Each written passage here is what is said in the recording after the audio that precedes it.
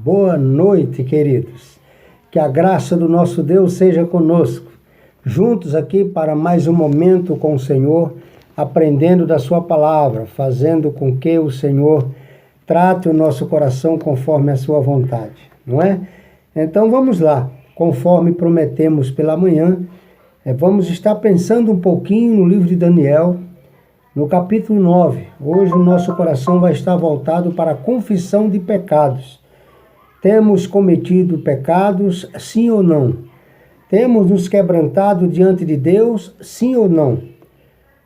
Será que nós temos realmente sido ou fazido ou feito, digamos assim, dignos de ser povo de Deus, com relação ao que a palavra diz: se o meu povo, que se chama pelo meu nome, orar, me buscar, se quebrantar, se converter os seus maus caminhos. Será que nós temos compreendido isso? Nessa noite eu gostaria de convidar você para ver comigo. No livro de Daniel, no capítulo 9, nós vamos fazer menção ao contexto do capítulo 8, mas vamos ler apenas o capítulo 9. E vamos falar sobre uma verdadeira confissão de pecados. Vamos refletir nisso. Será que nós temos feito realmente verdadeira confissão de pecado? Quando eu digo nós, eu falo nós, o povo de Deus, né? Então, eu gostaria de orar, começar orando ao nosso Deus, antes de ler, inclusive, a sua palavra, que trará para nós, para o nosso coração, mais uma reflexão nessa noite, né? Pela manhã estivemos falando ali de como o nosso Deus é o nosso refúgio, de como Ele é maravilhoso.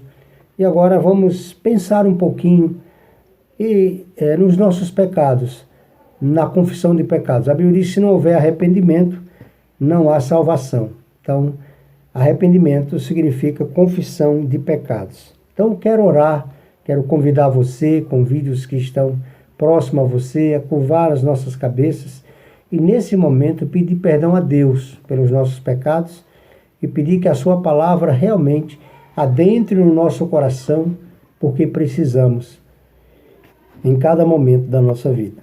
Deus, em nome de Jesus, nós queremos neste momento, nesta noite, Pai Santo, juntamente com as nossas famílias, Pai, os nossos amigos, nos colocar diante de Deus, diante do Senhor.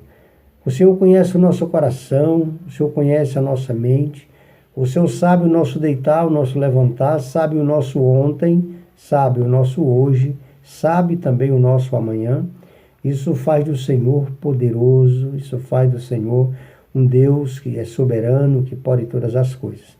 Assim nos colocamos diante do Senhor nesta noite, pedindo perdão pelos nossos pecados, porque iremos refletir sobre a Tua palavra no que diz respeito a uma reflexão, ao exame, Pai, para nos colocarmos diante do Senhor e buscar aquilo que precisamos. Em nome de Jesus, seja com cada um de nós hoje e sempre. Amém e graças a Deus. Então, uma vez estamos diante do Senhor, vamos ler a sua palavra que está em Daniel, no capítulo 9, que diz assim, é a oração de Daniel, mais uma das orações de Daniel, e essa aqui de uma forma específica. Ele diz assim: no primeiro ano de Dário, filho de Assuero, da linhagem dos Medos, que foi constituído rei sobre o reino dos Babilônios, no primeiro ano de seu reinado, eu, Daniel, entendi pelos livros, segundo o que o Senhor havia falado ao profeta Jeremias, que as desolações de Jerusalém durariam 70 anos. Então voltei o rosto ao Senhor Deus para buscá-lo com oração e súplica, com jejum, com pano de saco e cinzas. Versículo 4 diz assim: orei ao Senhor meu Deus e confessando disse: ó Senhor Deus grande e temível, que guardas as alianças e a misericórdia para com os que te amam e guardam os teus mandamentos. Pecamos e praticamos o mal, agindo com impiedade e rebeldia, apartando-nos dos teus preceitos e das tuas normas. Não demos ouvidos aos teus servos, os profetas, que falaram em teu nome, aos nossos reis, nossos príncipes e nossos pais, como também a todo o povo da terra. A ti, ó Senhor, pertence a justiça, mas a nós a vergonha, como hoje se vê. Aos homens de Judá, aos moradores de Jerusalém e a todo Israel, aos de perto e aos de longe, em todas as terras para onde os tens lançado por causa das suas transgressões contra ti. Versículo 8. Ó Senhor, a vergonha pertence a nós, aos nossos reis, aos nossos príncipes e aos nossos pais, porque temos pecado contra ti. Ao Senhor nosso Deus pertencem a misericórdia e o perdão, já que nos rebelamos contra ele. E não obedecemos à voz do Senhor nosso Deus para andarmos nas leis de nosso Deus, para andarmos nas leis que nos deu por intermédio dos seus servos, os profetas. Todo Israel transgrediu a tua lei, desviando-se para não obedecer à tua voz. Por isso, se derramou sobre nós a maldição, o juramento que está escrito na lei de Moisés, servo de Deus, porque pecamos contra ele. Ele confirmou a palavra que falou contra nós e contra nossos juízes, que nos julgavam, trazendo sobre nós grandes desgraças, porque nunca se fez debaixo de todo o céu o que se faz ou o que se tem feito a Jerusalém. Versículo 13. Como está escrito na lei de Moisés, toda esta desgraça nos sobreveio, apesar disso não buscamos o favor do Senhor nosso Deus, para nos convertermos das nossas maldades e alcançarmos discernimentos da tua verdade.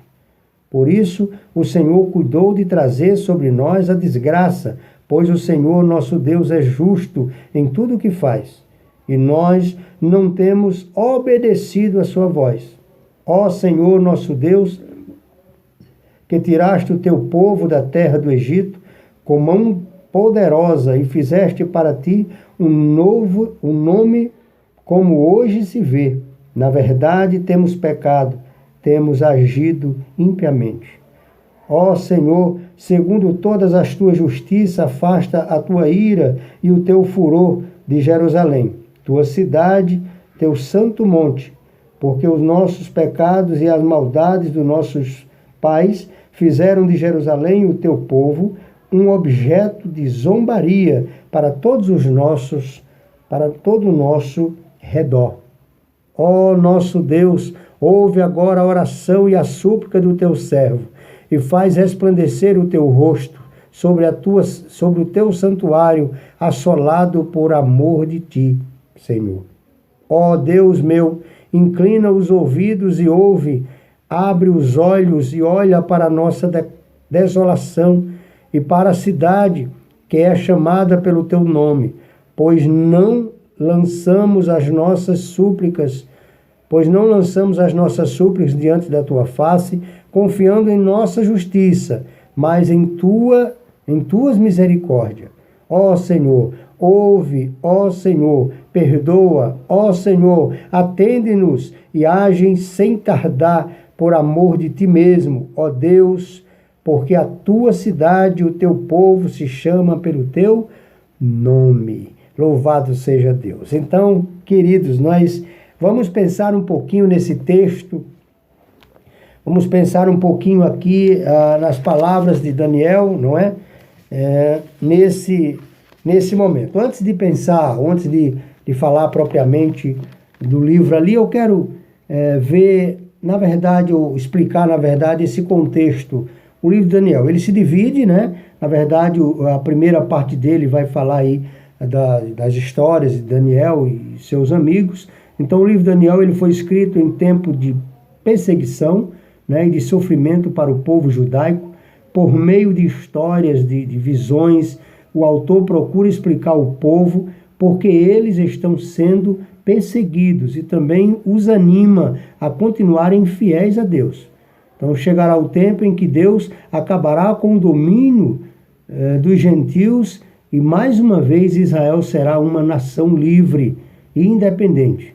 O livro divide-se, como eu disse a vocês, em duas partes, né? A primeira são as histórias a respeito de Daniel e de alguns dos seus companheiros que estão vivendo na Babilônia, para onde foram levados como prisioneiros. Eles continuam firmes na sua fé em Deus e obedecem às suas leis. E por isso ele os salvou, ou os salva do sofrimento e da morte, né? E a segunda parte, que está inserida esse texto que nós falamos agora, que é a visão de Daniel, ou as visões de Daniel, que tratam de vários impérios que aparecem e depois desaparecem. Essas visões deixam bem claro que os perseguidores serão derrotados e que a vitória final será do povo judaico ou do povo de Deus. Então, nós estamos vivendo, sem dúvida nenhuma, no nosso pensamento, a ideia de também uma perseguição, né? Não é uma perseguição conforme a gente fala, no sentido de que as pessoas estão perseguindo, estão matando, mas existem vários tipos de perseguição. E, queridos, eu acredito que a igreja brasileira seja uma igreja, talvez seja a igreja mais perseguida.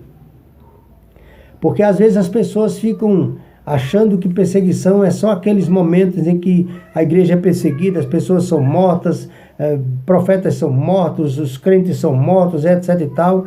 Mas há uma perseguição onde a palavra de Deus vai cair em descrédito. Essa, para mim, é uma das piores perseguições que a gente possa viver. A ideia de que as apresentações, o evangelho que está sendo pregado, a forma como ele está sendo pregado, um evangelho mentiroso, um evangelho sem conhecimento de contexto, um evangelho sem o propósito da graça, sem apresentar o Jesus Salvador, o Jesus que veio para redimir-nos do pecado, é um evangelho fajuto, é um evangelho que eu não posso dizer nem que é evangelho, porque o evangelho tem que ser completo, né? Se ele não for completo, ele é qualquer outra leitura, ele se torna uma leitura comum. Uma vez que você está lendo e não está entendendo, ele é até pior do que qualquer outra leitura, porque você lê um romance, você lê uma biografia histórica, você lê uma coisa até Harry Potter, por exemplo, muitos adolescentes leem aí e entendem super bem, né? Um livro aí de 900 páginas, o adolescente passa por cima, entende, assiste às séries, assiste o filme e lê e relê. Agora manda ler a Bíblia. Manda examinar a palavra de Deus, você vai ver uma confusão. E não é de se cobrar, porque a palavra de Deus ela é discernida espiritualmente, né? Então, na medida que vamos crescendo espiritualmente, vamos compreendendo. E eu entendo que nunca vamos compreender em todo a palavra de Deus. Nós vamos compreender aquilo que Deus tem para nos revelar e a forma que ele nos revela. Daniel aqui, ele está vivendo nesse tempo de perseguição, e nesse capítulo 8 aqui, ele tem esse contexto, né, de uma visão, digamos assim, de reinos, uma visão de que os reinos se destruirão, os reinos se levantarão uns contra os outros, e apresenta uma visão de bode, né, que ele fala aqui, uma visão de carneiro e bode, onde o bode destrói o carneiro, e onde o bode sai mais 4 chifres, e um dos chifres, o bode tinha um chifre, o carneiro tinha 2, o bode mata o carneiro, agora o bode cai esse único chifre que ele tinha, cria-se mais 4, e entre esses 4, em um desses 4, cria-se mais um, e aí vem o Gabriel, né, a partir do versículo 15 aí, do capítulo 8, Gabriel, ele interpreta a visão de Daniel, ele vai falar desses reinos, ele vai falar de que esse reino, qual é esse reino destruído, qual é esse reino que se levanta, quais são esses 4 reinos, porque cada chifre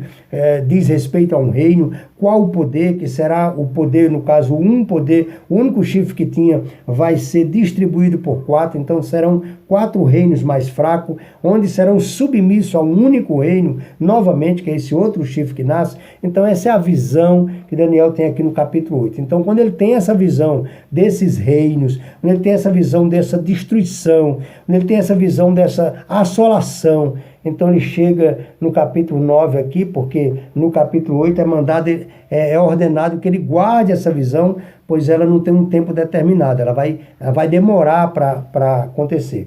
Aí no capítulo 9 começa dizendo sobre esse primeiro ano de Dário, né? Filho de Assuero, da linhagem dos Medos, que é um desses reinos apresentado nessa visão do capítulo 8. E ele vai dizer que quando ele está nesse reinado, que ele percebe nesse reinado que aquilo que Jeremias havia dito, o cativeiro que Jeremias havia falado, ele percebe aqui pelos livros que esse cativeiro vai durar nesse reinado de Dário por 70 anos.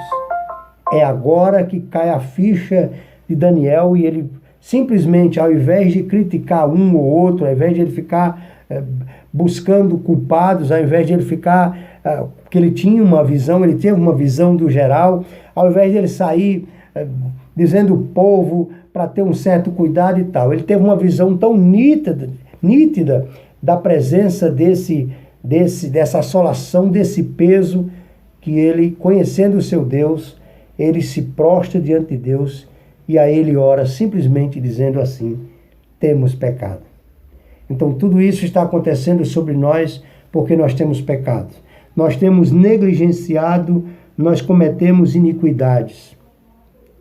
Nós somos rebeldes. É o que ele vai apresentando diante de Deus, né? Nós nos apartamos dos mandamentos de Deus. Nós procedemos perversamente. Não obedecemos. Devemos nos envergonhar. Devemos pedir misericórdia. Então é sobre isso que Daniel se deleita, que Daniel se derrama.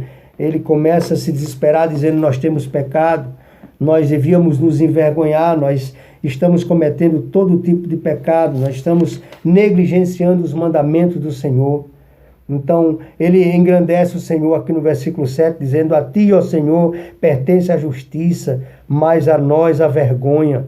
Como hoje se vê aos homens de Judá, aos moradores de Jerusalém, a todo Israel, aos de perto e aos de longe, em toda a terra, para onde os tens lançado, por causa das tuas transgressões contra ti. Ou seja, o teu povo tem pecado, o teu povo tem negligenciado os teus mandamentos, o teu povo não tem feito a tua vontade, o teu povo, aonde o Senhor tem lançado, aonde o Senhor tem dado oportunidade, eles não têm feito conforme a tua vontade.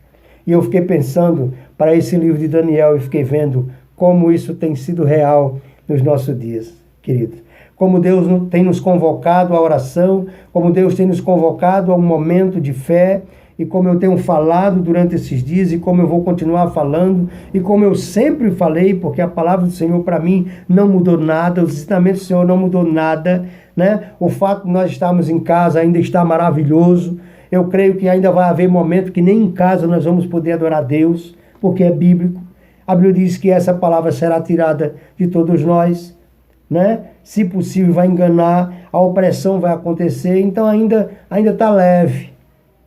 Ainda está leve. Esses são os meus ensinamentos e são aquilo que Deus diz na sua palavra. E que eu nunca deixei de pregar essa palavra conforme a vontade de Deus. A minha preocupação é se estamos fazendo conforme a vontade de Deus.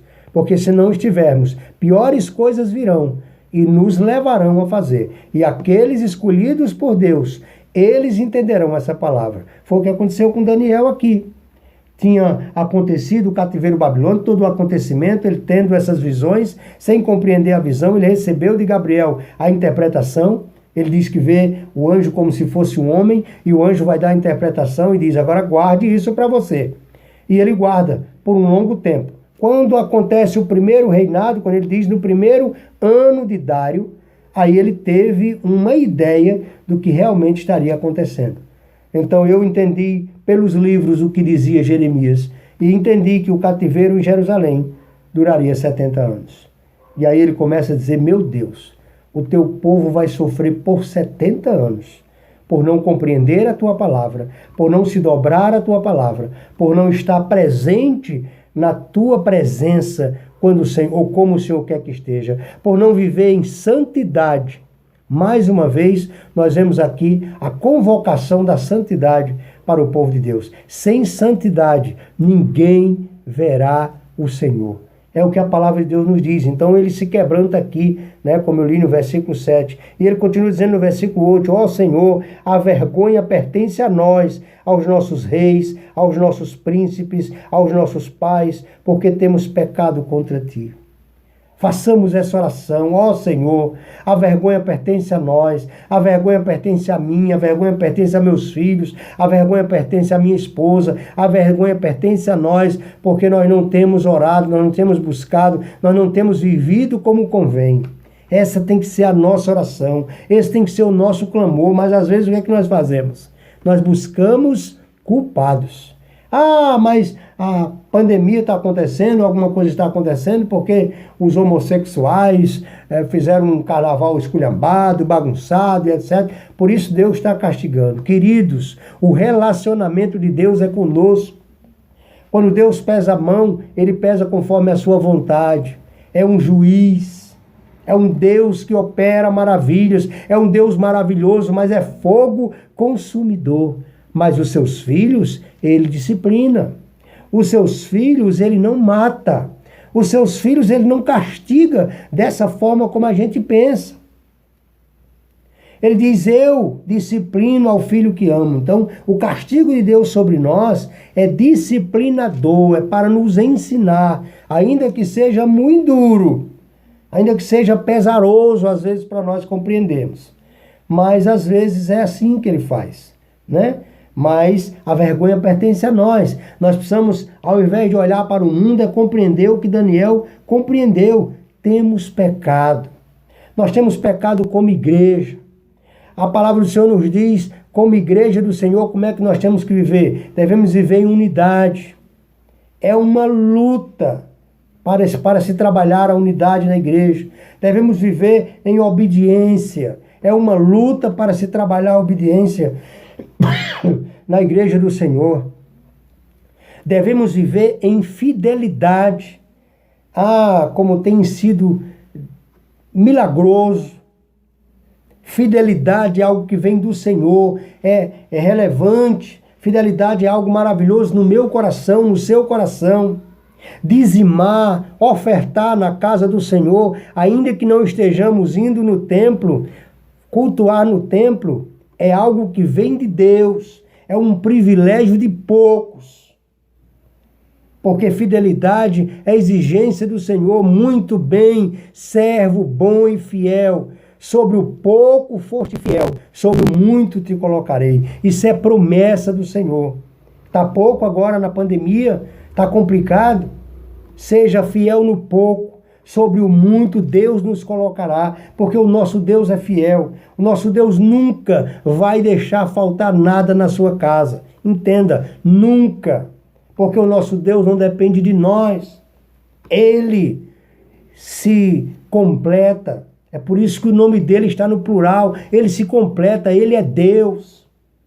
Então não deixa o inimigo colocar nada nesse teu coração durante esse tempo. Não deixa esse investimento da mídia mudar o teu coração.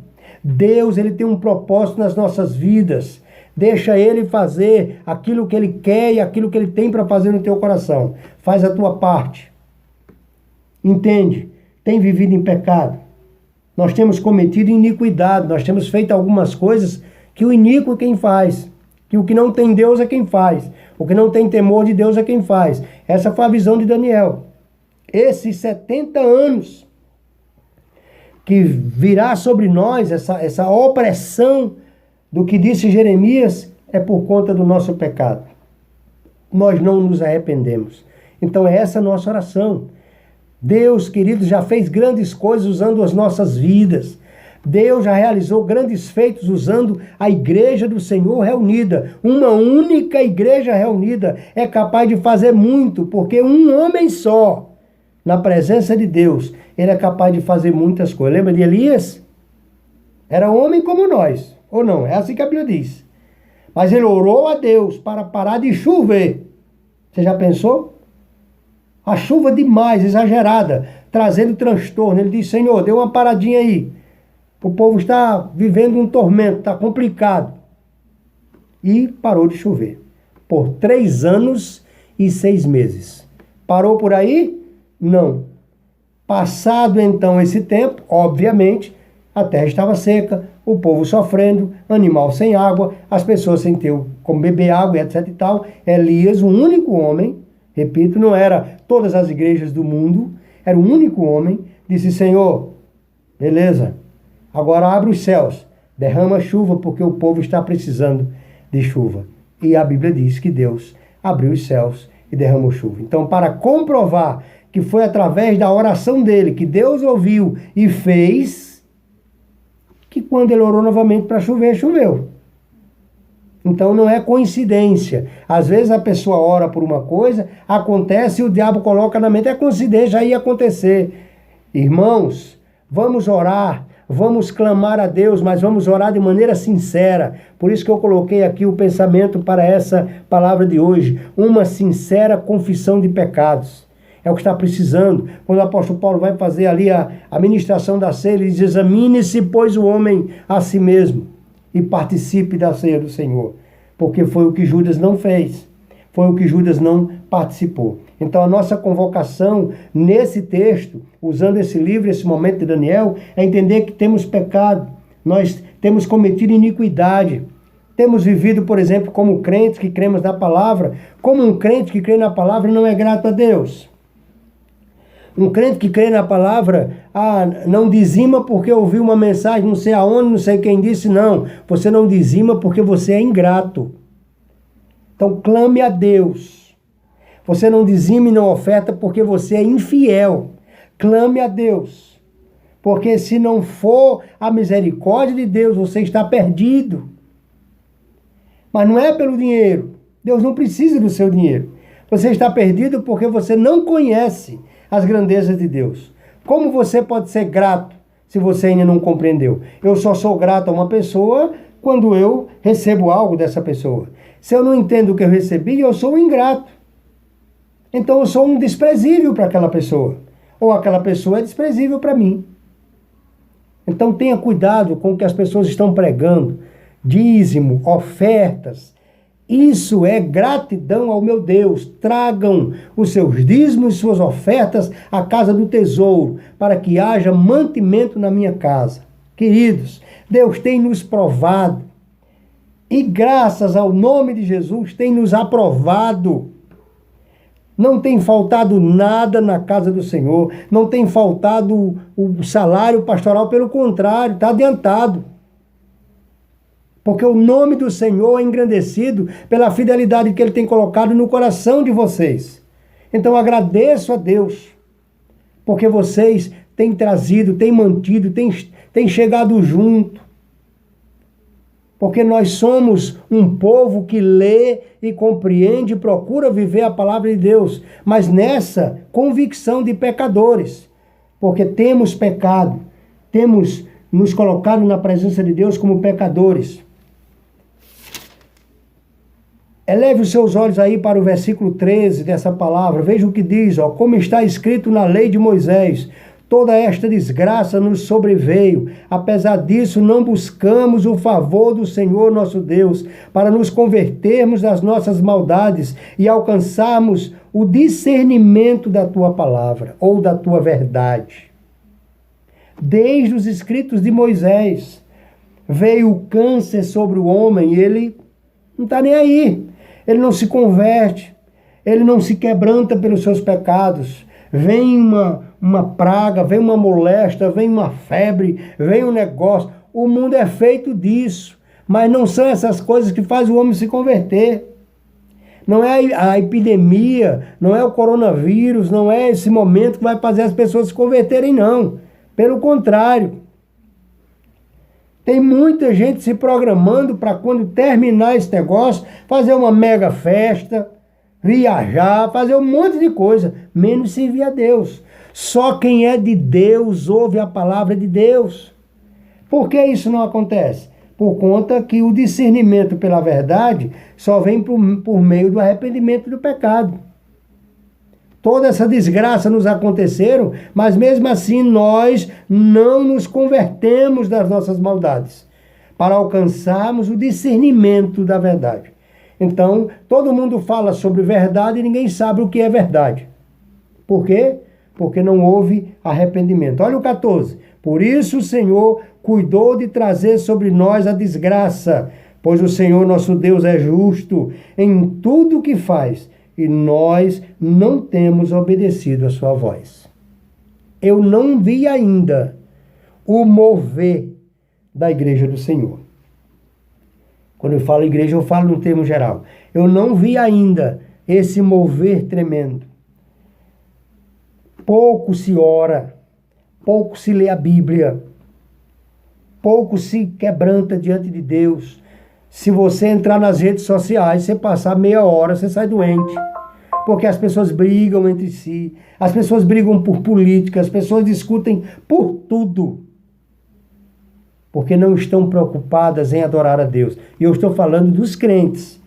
Como eu sempre digo aos irmãos, eu não falo de quem está lá fora, porque quem está lá fora não conhece a Deus, é digno de misericórdia. Eu falo de nós que estávamos no cativeiro, porque Deus nos permitiu, assim como Daniel, mas Deus nos tirou desse cativeiro, porque Ele é maravilhoso. E aí, ó, o versículo 15. Ó Senhor nosso Deus, que tiraste o teu povo da terra do Egito com mão poderosa e fizeste para ti um nome como hoje se vê. Na verdade, temos pecado, temos agido impiamente. Olha para onde Daniel clama, o porquê que Daniel clama. Ele sabia do acontecimento no Egito. Senhor, como o Senhor tirou o povo de lá com mão de ferro, como nós conhecemos a história, como o Senhor tirou o povo de lá com mão poderosa, com mão forte. Então, o Senhor fez o seu nome, não fomos nós que fizemos o nome do Senhor. O nome do Senhor não depende de nós. Ele diz, o Senhor fez o teu nome como hoje se vê. Na verdade, temos pecado, temos sido impiamente, temos agido impiamente. O Senhor é Deus, o seu nome não depende de nós. É maravilhosa a forma como ele se coloca. Olha como ele continua aqui ainda no versículo 18. Ó Deus meu, inclina os ouvidos e ouve, abre os olhos e olha para a nossa desolação e para a cidade que é chamada pelo teu nome. Bendito seja o nome de Jesus, pois não lançamos as nossas súplicas diante da tua face, confiando nas nossas justiças, mas na tua muitas misericórdia. Nós não colocamos nada diante de Deus pelo que nós somos, pelo que nós fazemos, pelo que nós queremos ser. Não, nós colocamos tudo diante de Deus, é pelas misericórdias dele, é por aquilo que ele é por aquilo que ele sempre vai ser nas nossas vidas, é pelas suas misericórdias que somos sarados. Essa pandemia, esse acontecimento, esse cativeiro que nós estamos vivendo vai acabar. Vai acabar porque Deus é maravilhoso. E quando ele acabar, o seu povo vai ficar alegre, o seu povo vai ficar feliz, o seu povo vai voltar para a igreja, para o templo e vai adorá-los. Agora, aqueles que faziam de maneira errada vão continuar fazendo. Se não se converterem dos seus pecados, se não buscarem a face de Deus, e aqueles que não tinham Deus vão continuar do mesmo jeito. Esse evangelho inclusivo que a gente está vendo aí, evangelho mentiroso, evangelho sodomita, evangelho de Sodoma e Gomorra, o Senhor vai julgar, porque estão dizendo que estão fazendo para o Senhor. É um evangelho inclusivo, venha para a nossa igreja, Deus te aceita. Não, Deus aceita arrependidos. Deus aceita para transformar arrependidos. Vem como estás, diz a palavra de Deus, mas não é para permanecer. Isso é evangelho mentiroso, evangelho que está sendo pregado aí da forma que está sendo pregado, é mentira de Satanás. O evangelho, ele é contra o pecado, nós seremos contra o pecado, nós seremos contra a injustiça, porque Deus é amor, Deus é justo. Deus é o nosso juiz, Deus é a nossa fortaleza, Deus é o nosso Senhor, e nós estamos aqui para dizer, nós te amamos, nós te adoramos, nós queremos viver conforme a tua vontade, Senhor. Você está disposto a isso? Você está disposto a esse evangelho? Seja bem-vindo. Você está disposto a olhar para a Bíblia como Daniel olhou aqui? Ah, Senhor, quando ele viu, puxa, isso vai durar 70 anos e não é culpa de Jeremias, porque não pregou com muita evidência, não é culpa dos governos, não é culpa de Dário, não é culpa do governante, não é culpa de Dário, ele chegou dentro de um propósito. A Bíblia diz que quando a nação segue o Senhor, ela será bendita. Quando o ímpio governa, o povo sofre. Isso é Deus que resolve, não somos nós. Não é culpa do governante, o processo. O Senhor é o Senhor da história. Calemo-nos e oremos ao nosso Deus e pelos nossos líderes, para não pecarmos. Olhemos para nós, cada um olhe para si, porque o nosso Deus é quem julga a todos. Então Dário aqui, ele nem imaginava de que Daniel já havia sonhado sobre o seu reinado. Ele nem imaginava que Daniel já tinha ouvido de Deus como seria o seu reinado. É no ano que começa o reinado dele que Daniel diz, puxa vida, agora entendi o que vai acontecer. O cativeiro sobre a Babilônia. O cativeiro babilônico sobre o povo de Deus vai durar 70 anos. E aí começa aquilo que a palavra vai nos narrar durante toda aquela trajetória. Até o povo se voltar para Deus e clamar ao Senhor e ter uma vida transformada. É isso que eu quero trazer para o seu coração nessa noite. Você tem convicção de que tem pecado? Então ore a Deus. Você tem convicção de que tem em alguns momentos agido como ímpio? Ore a Deus. O ímpio age sem depender. Você tem convicção de que você tem roubado ao Senhor? É hora de clamar a Deus. Você tem convicção de que você pode ser um filho ingrato? Então você está entristecendo o coração de Deus. Clame por gratidão. Seja fiel no pouco. Sobre o muito Deus vai te colocar. Se você não for fiel no pouco, quando vier o muito, você vai ficar de fora. Ou você pode até ter o muito, mas não vai ter o Senhor. Tenha cuidado. Busque estar na presença de Deus. Eu quero orar pela sua vida, pedindo que o Senhor realmente transforme a sua vida, no nome de Jesus. Pai Santo, Pai amado, nós te louvamos nessa noite, damos graças pela tua palavra. Eu quero, meu Deus, que esta pessoa que está me ouvindo, os teus filhos, aqueles que ainda não são teus filhos, que olhem para a tua palavra e nesse momento se arrependam dos seus pecados, que vivam conforme a tua vontade, se coloquem diante do Senhor e queiram viver uma nova vida. Nós te amamos, Jesus. Nós te amamos, Deus. Jesus, muito obrigado pelo teu cuidado. Espírito Santo, muito obrigado por ter nos salvado. Obrigado, Deus Pai, Deus Filho e Deus Espírito Santo, porque o Senhor é o nosso Deus, é o nosso guia, é a nossa fortaleza, é o socorro bem presente na hora da angústia. Bendito seja o nome do Senhor, pela alegria colocada no nosso coração.